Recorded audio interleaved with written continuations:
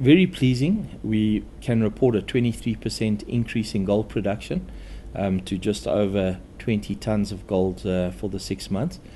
Probably even more pleasing is this is off the base of very good operational improvements, and that reflects in a 19% increase in tons milled and a very similar yield to previous periods. In line with the restructuring that has taken place through the company, and I'll talk a little bit more about that just now. I'm also pleased to say that in terms of the cash costs, they have all come down, and in terms of the new World Gold Council measurement, our all-in costs now are approaching 375,000 Rand a kilogram. This positions us very well for a sustainable future.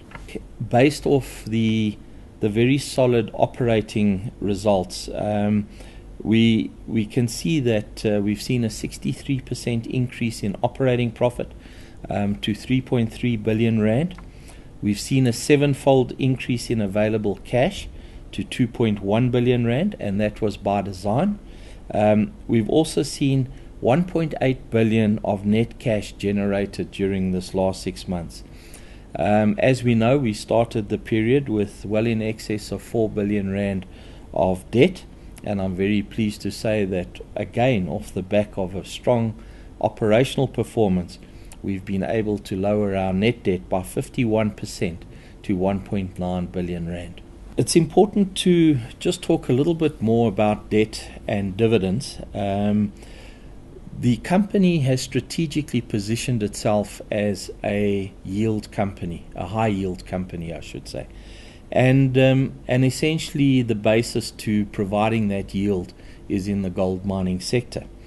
Up until now, we've had quite restrictive debt covenants post the unbundling. I'm very pleased to say that we've been able to restructure our debt, and it's been restructured to give us more financial flexibility. The restructuring really has resulted in a 3 billion revolver and a 3 billion debt term facility. In addition, we've been able to renegotiate some of the covenants around dividends, and I'm pleased to say that the lenders have agreed to an interim dividend as long as our net debt is less than 4 billion. And of course, I've just given you that figure, and that is the case. So we are in a position to pay an interim dividend once the market has returned to stability and once wage negotiations are behind us. In terms of dividends, I think it's also important to say that if we look at our dividend policy, which uses normalized earnings, if you calculate the normalized earnings for the period under review, in other words, the last 6 months, our normalized earnings was just over 1 billion Rand.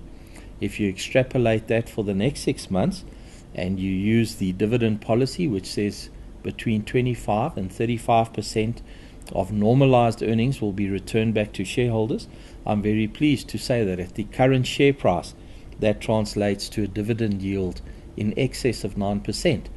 That makes Sibanye one of the highest dividend yield vehicles in the industry, and that is very pleasing. The first part of the year was a portion where we focused on operational restructuring.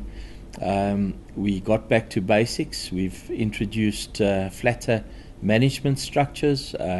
We've restructured our business by reducing excess costs, and much of that will continue into the second part of the year.